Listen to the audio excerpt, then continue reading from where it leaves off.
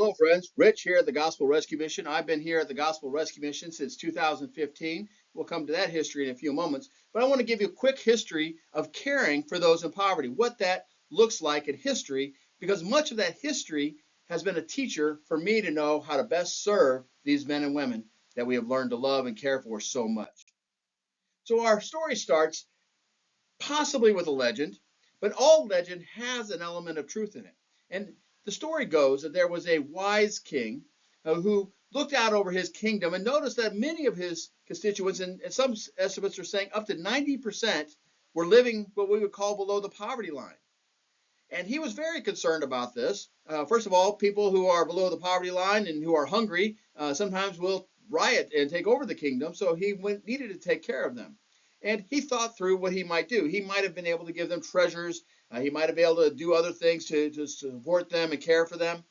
But being a wise king, what he decided to do is he bought them all olive trees with a promise that they would pay him back after a season. And in addition to giving them the olive trees, he taught them how to care for those olive trees. He brought in experts to help them nurture and care and trim and do all those other things that they might do with those olive trees.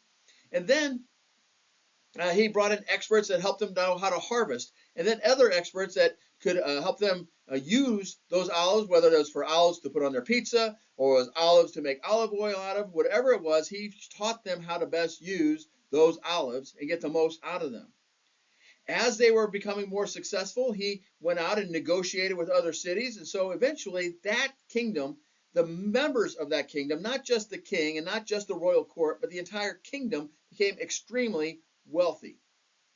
Now, the legend actually goes with the city of Athens, so you take it what you will, but the idea is that we have to empower people. We do that by showing them how to make a living on their own, not just doing handouts. In the 1800s, late 1800s, William Booth started the Salvation Army, and he wrote an incredible book that is really enlightening, The Darkest Day of England and What to Do About It. And he actually had a plan, and basically what he proposed, and I happen to agree with his proposal, is that the four elements that are needed to get people out of poverty are food, shelter, work, and hope. You must have all of those. Someone who's hungry will not work well. Someone who doesn't have a roof over their head, doesn't have the stability of a place to leave their belongings, cannot really function well. We need that stability of all that. We also need them to have work, something to do, something to give them purpose. It's much more than a paycheck. Though that paycheck is very nice, we want to have them have a purpose. And so that work gives them that purpose. And the last one is hope. Hope means that tomorrow is going to be better than today. So the Salvation Army taught us those four principles. So we have this no handouts, empower them to do it, and now the food, shelter, work, and hope, all shaping what we do here at the Gospel Rescue Mission.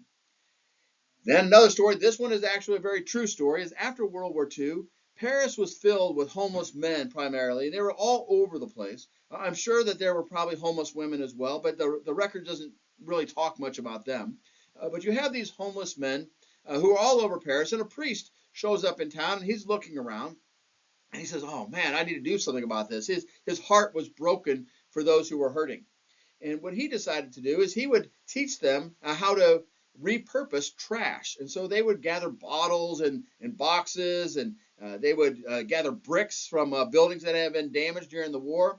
And they went all over the city, and they would gather all the stuff, and then they would make good products out of things that people would want, and they sold those. Again, work being a key component of helping these men. And this was so successful, not only did they gather those things up, those men were required to go out and help other people. So it wasn't just them, it was them helping other people. And ultimately what happens is that by the late 1940s in Paris, the city of Paris has zero homeless. And this priest becomes concerned because there's nobody for them to serve. The work is good, the effort is good, the city is cleaner, things look better. But what are we going to do? Because there's no homeless. And so he recruited a couple of volunteers to go with him to India to try to recruit some people to come to Paris and be homeless so his people would have somebody to serve. It wasn't very successful at that, and so eventually homelessness did return to Paris. But the whole idea here, again, is we have to empower them not only to take care of themselves, but to take care of other people and actually make it part of their civic responsibility. So you're seeing food, shelter, work, hope, and then service and empowerment, making them all come together. Here in America, during pre-World War II, we had a couple of other programs that have also shaped my thinking. I just want to cover those real quick. We have the CCC, which built most of our state parks, did a lot of great things. You have the WPA work projects here at the mission across the street. They have the old armory that was built through WPA funds and built all around this area are all sorts of WPA projects. Again, work being a key component of helping people get better. In history, rescue missions themselves, quick place with this. This gentleman, Macaulay, he was doing some hard prison time, and he came to Christ. And so spirituality and Jesus got a part of him. And so eventually Macaulay, the toughest man in New York, he was a vile man, but once he came to Christ, he changed completely, and he eventually builds the Macaulay Mission. And one of his famous sayings is that he would clean them up on the outside while Jesus was cleaning them on the inside. Again, another piece that is shaping what we're doing here.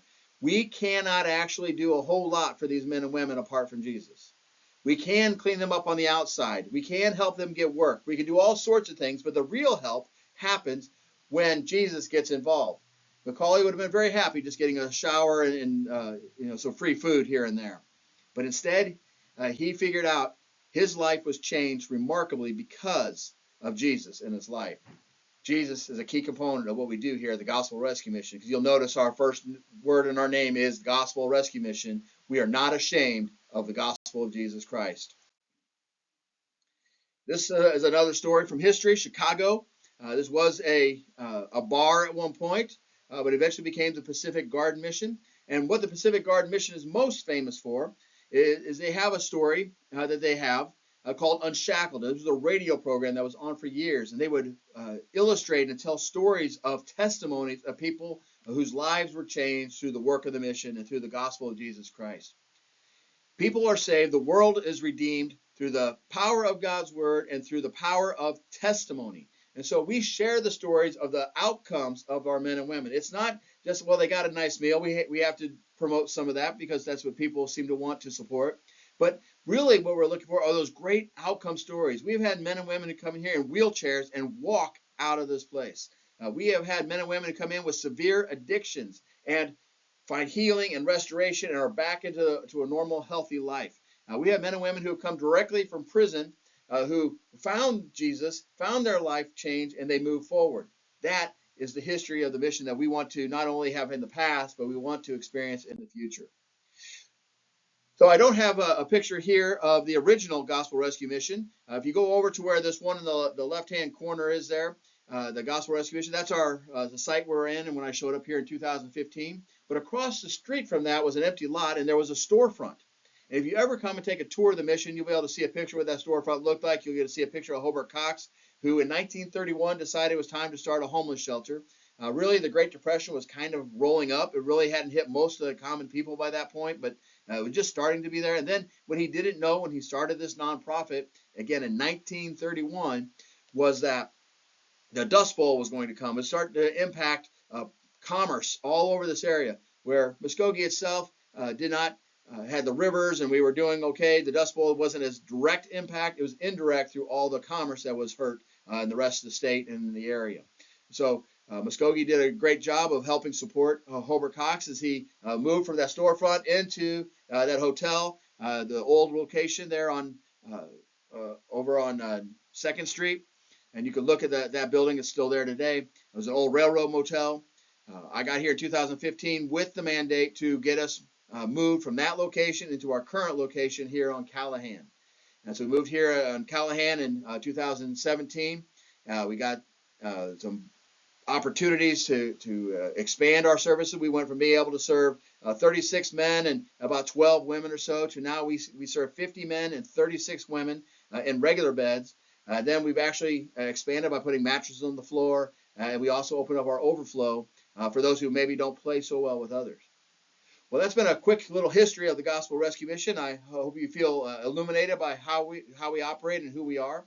Just a quick reminder, what we're doing here is we're providing food, shelter, work, hope, opportunities to serve others. We're empowering them, but we're doing it all through the power of the gospel of Jesus Christ. Our mission statement, our purpose. Gospel Rescue Mission exists to help individuals and our community to flourish with God leading the way. Thank you for being part of that process.